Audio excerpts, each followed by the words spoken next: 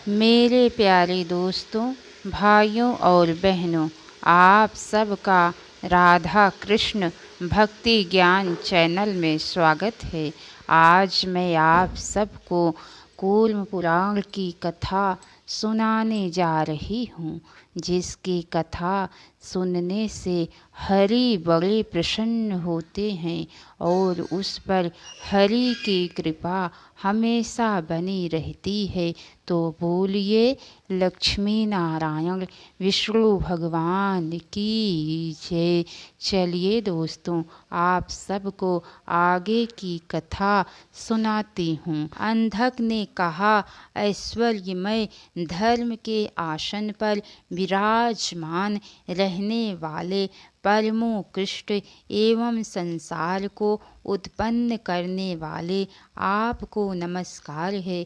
हजारों चंद्रमा और सूर्यों के समान नेत्र वाले तथा सुंदर मध्य भाग वाले सोम स्वरूप आपको नमस्कार है। हिरण्यबाहु देव आपको नमस्कार है। अंबिका के पति मृड आपको नमस्कार है। अत्यंत गुहांतर वेदांत रूपी विज्ञान के द्वारा निश्चित किए गए तीनों कालों के प्रभाव से रहित शुद्ध तेजोमय स्थान वाले महेश को नमस्कार है। शिव को नमस्कार है। इस प्रकार स्तुति कर रहे उस अंधक को प्रसन्न होकर भगवान परमेश्वर ने त्रिशूल के अग्रभाग से उतारा और हाथों से स्पर्श करते हुए कहा, दैत्य, इस समय तुम्हारे द्वारा की गई इस स्तुति से मैं तुम पर अत्यंत प्रसन्न हूँ। तुम गणपति पद प्राप्त कर अमर होकर मेरे समीप में निवास करो। तुम रोगों से रहित, संदेह शून्य, सभी दुखों से रहित और नंदीश्वर के अनुचर होकर देवताओं के द्वारा भली भांति पूजित होगे।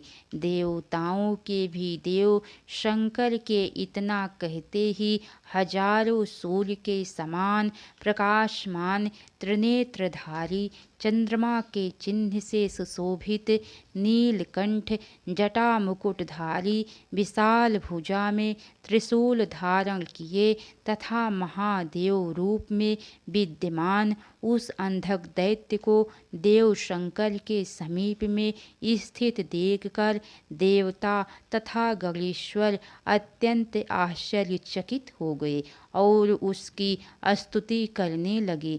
तदंतर भगवान विष्णु ने हंसते हुए देवाधिदेव शिव से कहा, महादेव, आपने उचित ही प्रभाव दिखलाया है।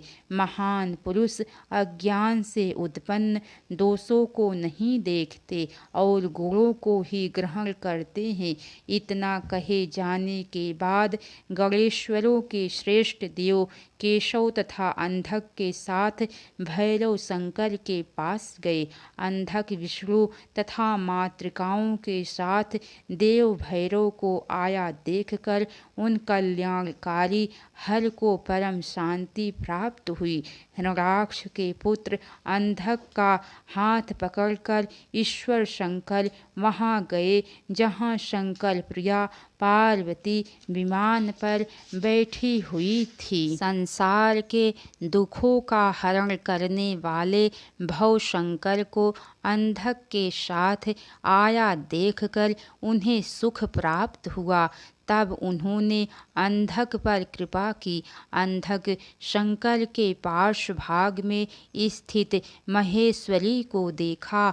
वह पृथ्वी पर दंड के समान गिर गया और देवी के चरण कमलों में प्रणाम किया, जिसने प्रधान प्रकृति और पुरुष उत्पन्न हुए और जो संपूर्ण विश्व का संहार करने वाली उन अनादि शंकर प्रिया पर्वत पुत्री को मैं प्रणाम करता हूँ, जो अति निर्मल हृदयमय मंगलकारी आसन पर भगवान शिव के साथ सुशोभित होती हैं। उन अव्यय और अजन्मा को मैं नमस्कार करता हूँ। सभी भेदों से रहित उन उमा को मैं प्रणाम करता हूँ, जिनके भीतर संपूर्ण संसार उत्पन्न होता है और विनाश को प्राप्त होता रहता है। जो उन उत्पन्न होती हैं, ना विनाश को प्राप्त होती हैं और ना बढ़ती ही हैं। उन गुणातीत हिमालय की पुत्री को मैं नमस्कार करता हूँ। देवी शैलपुत्री, मैंने मोहित होकर जो किया उसके लिए आप मुझे क्षमा करें। देवताओं तथा असुरों से पूजित आपके चरण कमलों को मैं नमस्कार करता हूँ। भक्ति से विनम्र हुए दैत्यपति के इस प्रकार स्तुति किए जाने पर भगवती गौरी पार्वती ने उस अंधक को पुत्र रूप में स्वीकार किया। तदंतर रुद्र से उत्पन्न परमेश्वर भैरव शंभु की आज्ञा से मातृकाओं के साथ पाताल गए, जहाँ विष्णु की संहारकारिणी तामसी मूर्ति के रूप में नृसिंहाकृति ईश्वर अव्यक्त हरि स्थित हैं। तदंतर शेष से भी पूजित कालाग्नि रुद्र अनंताकृति भगवान शंभु ने स्वयं को परमात्म तत्व से संयुक्त कर दिया।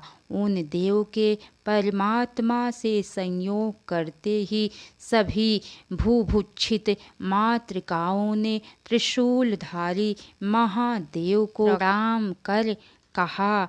मातृकाओं ने कहा, महादेव, हम भूखी हैं, आप आज्ञा दे, हम तीनों लोकों का भक्षण करेंगी।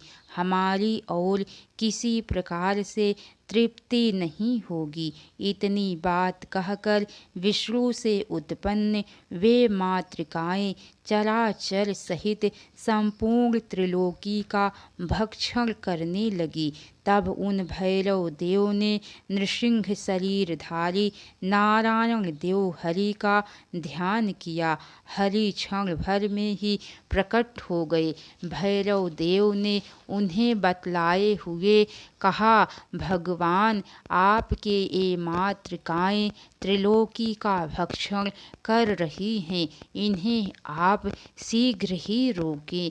नरसिंह शरीरधारी विष्णु के द्वारा पुनः उन देवियों का स्मरण किए जाने पर वे उन नरसिंह रूप वाले महादेव के पास आ पहुँची। संहार करने वाली उन सभी शक्तियों ने विष्णु के समीप आकर भैरव रूपधारी अति तेजस्वी शंभु को शक्ति प्रदान कर दी। उन मातृकाओं ने जगत को उत्पन्न करने वाले नृसिंह भैरव तथा शेषनाग को क्षण भर में ही एक होते हुए देखा। ऋषिकेश ने कहा, शूलपाणी भगवान शंकर के जो भक्त हैं और जो मेरा स्मरण करते हैं, प्रयत्न पूर्वक उनका पालन यहाँ करना चाहिए। महेश्वर के अंश से उत्पन्न सब का संहार करने वाली यह मेरी ही अतुलनीय मूर्ति है। यह भुक्ति और मुक्ति को प्रदान करने वाली है। भगवान अनंत और काल मेरी ही दो प्रकार की तामसी अवस्थाएं हैं। देवाधिदेव चतुर्मुख ब्रह्मा मेरी राजसी मूर्ति हैं। वे ही इस संसार का संहार करने वाले दुर्धर्ष काल देव हैं। कल्प का अंत होने पर ये रुद्रात्मा संपूर्ण विश्व का भक्षण करेंगे। सबको मोहित करने वाले सत्वगुण संपन्ना मेरी नारायण इस नाम वाली जो मूर्ति है, वह नित्य समस्त संसार की स्थापना करती है, उस मेरी मूर्ति को विष्णु परम ब्रह्म, परमात्मा, परम गति, मूल प्रकृति, अव्यक्त और सदानंद इस प्रकार से कहा जाता है। विष्णु के द्वारा इस प्रकार समझाने पर देवी रूप उन सभी मातृकाओं ने उन्हीं महादेव हरि की शरण ग्रहण की। मैंने आप लोगों से अंधक के विनाश और अमित ओजस्वी देवाधिदेव भैरव के महात्म्य का संपूर्ण वर्णन किया है। श्री कूर्म भगवान ने कहा, प्राचीन काल में अंधक के निर्गृहीत हो जाने पर महात्मा प्रहलाद का विरोचन नामक पुत्र राजा बना। उस महान असुर ने देवेंद्र सहित देवताओं को जीतकर धर्म पूर्वक चराचर त्रिलोकी का बहुत वर्षों तक पालन किया। उसके पश्चात इस प्रकार रहते हुए एक बार कभी विष्णु से प्रेरित होकर महामुनि भगवान सनत कुमार उसके नगर में आए। सिंहासन पर बैठे हुए उस महान असुर ने ब्रह्मा के पुत्र सनत कुमार को देखकर आसन से उठकर सिर से उन्हें प्रणाम किया और हाथ जोड़कर यह वाक्य कहा, आज मैं धन्य हुआ, कृतार्थ हुआ, जो ये ब्रह्म ज्ञानी पुरातन योगेश्वर भगवान स्वयं यहाँ आ गए हैं। हे ब्राह्मण देव स्वरूप पितामह ब्रह्मा के पुत्र, आप किस प्रयोजन से यहाँ आए हैं? मुझे बतलाइए, मैं आपका कौन सा कार्य करूं? वे भगवान देव धर्मात्मा महासुर विरोचन से बोले, मैं आपको ही देखने आया हूँ। आप भाग्यशाली हैं। दैत्य श्रेष्ठ, दैत्यों के लिए यह धार्मिक नीति अत्यंत दुर्लभ है। निश्चय ही तीनों लोकों में तुम्हारे समान कोई दूसरा धार्मिक नहीं है।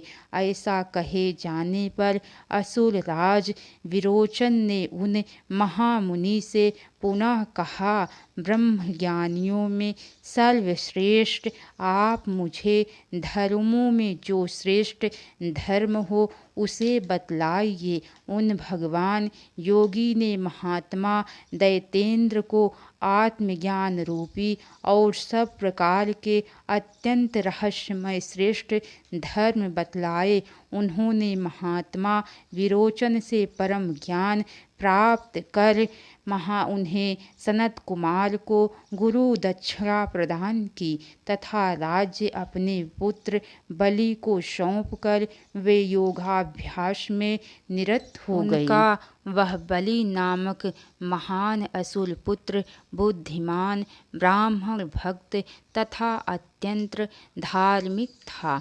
महान अभ्युदय की प्राप्ति के लिए उसने इंद्र को भी जीत लिया। सभी देवताओं से घिरे हुए इंद्र ने उसके साथ महान युद्ध करते हुए पराजित होकर अच्युत विष्णु देव की शरण ग्रहण की। इसी बीच अत्यंत दुखी होकर देवताओं की माता तपोराशि परम तपोरूप देवी अदिति ने दैतेंद्रों के वध के लिए स्वयं भगवान ही मेरे पुत्र हों इस संकल्प को लेकर अत्यंत महान कठोर तप किया।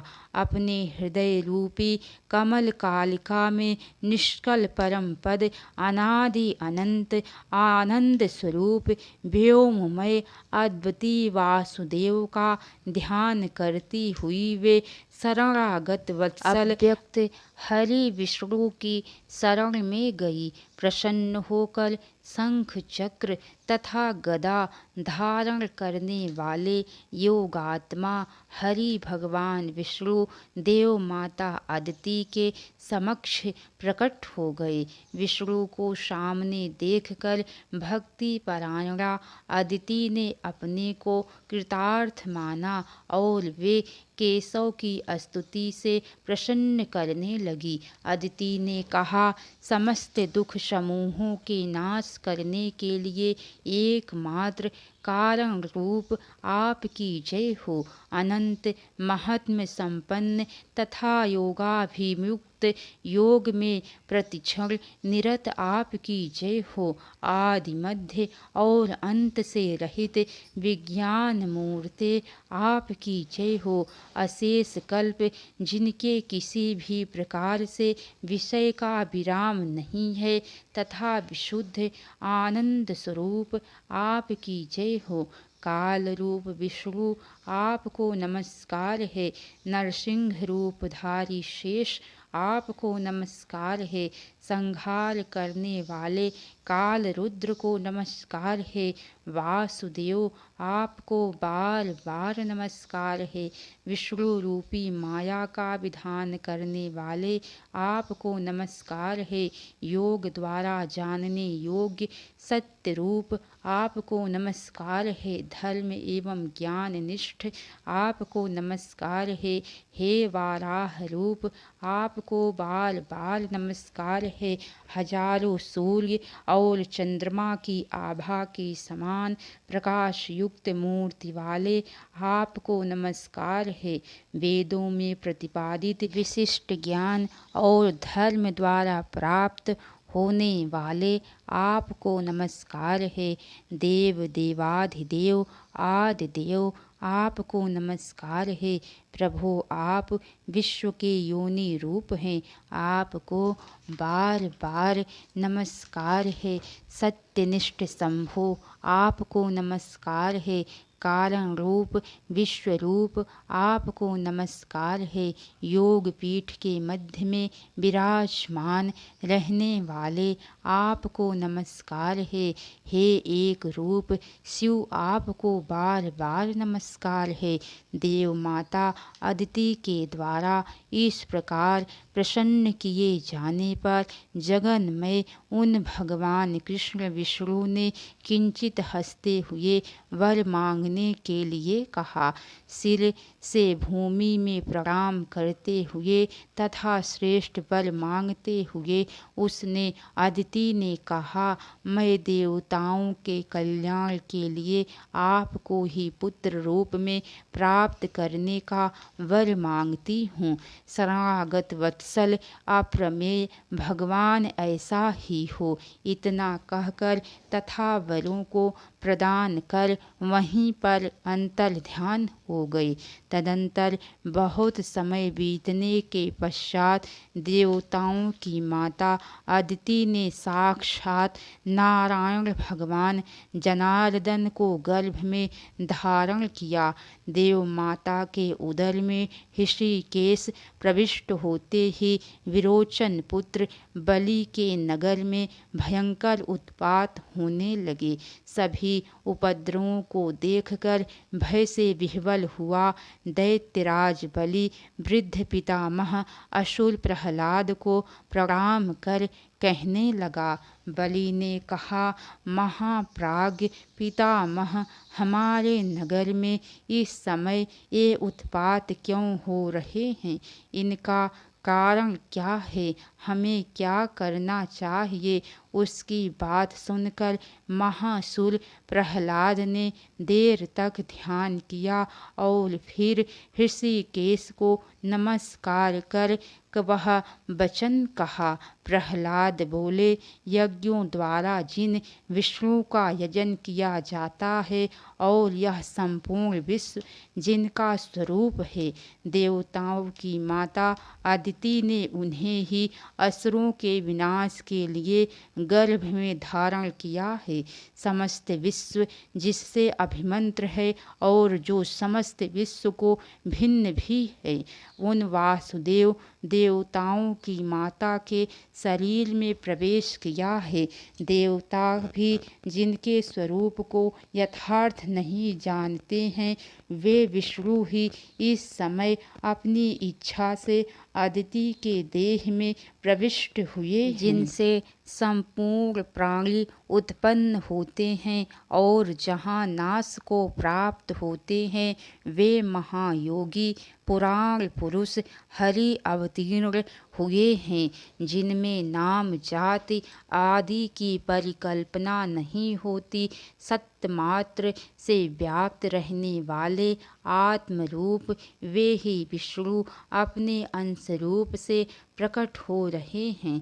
जगत की मातृ रूपा और उसके जगत के धर्म को धारण करने वाली भगवती लक्ष्मी, जिनकी माया रूपी शक्ति हैं, वे जनार्दन ही अवतीर्ण हुए हैं। जिनकी तामसी मूर्ति शंकर है और राजसी मूर्ति ब्रह्मा है, वे सत्य गुण को धारण करने वाले विष्णु ही अपने एक अंश से प्रकट हो रहे हैं। गोविंद को इस प्रकार समझकर भक्ति से विनम्र चित्त को उन्हीं की शरण में जाओ, इससे तुम शांति प्राप्त करोगे। तब प्रहलाद के वचन से विरोचन पुत्र बलि हरि की शरण ग्रहण करता हुआ धर्म पूर्वक विश्व का पालन करने लगा। आज समय आने पर कश्यप से स्वयं देव माता अदिति ने देवताओं के हर्ष को बढ़ाने वाले उन महाविष्णु को जन्म दिया। वे भगवान विष्णु चार भुजा वाले, विशाल नेत्र वाले, श्रीवत्स से सुशोभित वक्ष स्थल वाले, नीले मेघ के समान शोभा से व्याप्त एवं प्रकाशमान थे। सभी देवता सिद्ध साध्य चारण तथा प्रधान इंद्र, उपेंद्र और ऋषि गणों से आवृत ब्रह्मा उनके समीप गए। उपनयन यज्ञोपवीत संस्कार हो जाने के बाद भगवान हरि ने तीनों लोकों को प्रदर्शित करते हुए भरद्वाज के वेदों और सदाचारों का अध्ययन किया। इस प्रकार वे प्रभु लौकिक लोक कल्याणकारी मार्ग दिखाते हैं, वैसा ही अप्रमाण उपस्थित करते हैं। संसार उसी का अनुवर्तन करता है। तदंतर समयानुसार विरोचन के पुत्र बुद्धिमान बलि ने यज्ञों के द्वारा सर्वव्यापी योगेश्वर विष्णु की स्वयं अर्चना की। दक्षिणा रूप में बहुत सा धन देकर ब्राह्मणों की पूजा की।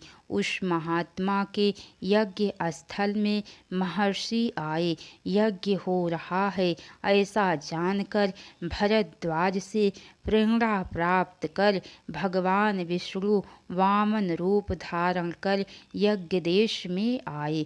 शरीर पर कृष्ण मृग का चर्म तथा उपवीत यज्ञोपवीत जनेऊ धारण किए, पलाश के दंड से सुशोभित जटा धारण किए तथा भस्म से मंडित वे ब्राह्मण वेद मंत्रों का उच्चारण करते हुए असुरराज बलि के समीप आए। उन भिक्षुक वेशधारी हरि ने बलि से अपने 3 पगों द्वारा नापी गई भूमि की याचना की। बलि ने भावपूर्वक विष्णु के दोनों चरणों को धोकर स्वर्ण निर्मित चोटीदार पात्र लेकर उन्हें आचमन कराया और मैं आपको आपके ही 3 पग वाली भूमि देता हूँ। इससे अव्यय आकृति वाले देव हरि प्रसन्न हो, ऐसा संकल्प कर उन देव के काराग्र पल्लव पर शीतल जल गिराया। शरण में आए हुए उस दैत्यराज को आसक्ति रहित बनाने की इच्छा से उन आदि देव ने पृथ्वी, अंतरिक्ष और धूलोक में पाद विभेद किया। तीनों लोकों को आक्रांत कर ईश्वर का चरण प्रजापति के लोक से ब्रह्मलोक में पहुँचा। उस लोक में निवास करने वाले जो सिद्ध जन थे, उन्होंने हजारों दैत्य के समान प्रकाशमान उन चरण को प्रणाम किया तदंतर अनादि भगवान पितामह ने वहाँ उपस्थित होकर विष्णु को प्रसन्न किया। उस ब्रह्मांड के ऊपरी कपाल को भेद कर पुनः वह चरण दिव्य आवरणों में चला गया। उस अंड का भेदन होने से पूर्ण करने वालों द्वारा सेवित वह शीतल महाजल नीचे गिरा। तभी से आकाश में स्थित वह नदियों में श्रेष्ठ नदी परिवर्तित होती हुई है, जिसे ब्रह्मा ने गंगा नाम से अभिहित किया है। ईश्वर का वह चरण महान प्रधान प्रकृति स्वबीज स्वरूप अद्वितीय पुरुष ब्रह्म पर्यंत पहुँचकर स्थित हो गया। उस अव्यय पद का दर्शन कर विभिन्न स्थानों के देवता स्तुति करने लगे।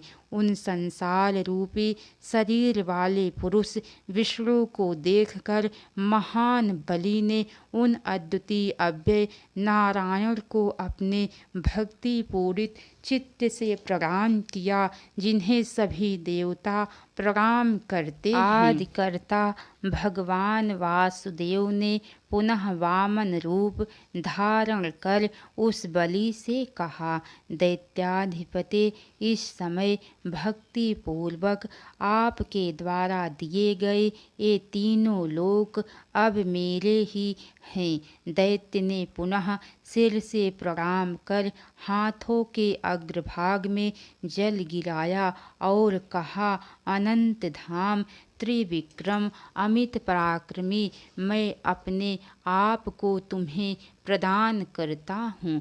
प्रहलाद के पुत्र के भी पुत्र अर्थात बलि के द्वारा भली भांति दिया हुआ तीनों लोक ग्रहण कर संसार के अंतर आत्मा शंखपाणी भगवान विष्णु ने दैत्य से पुनः कहा, अब आप पाताल मूल में प्रवेश करें। आप वहाँ नित्य रहते हुए देवताओं को भी प्राप्त न होने वाले भोगों को उपभोग कर भक्ति योग द्वारा मेरा निरंतर ध्यान करते रहें।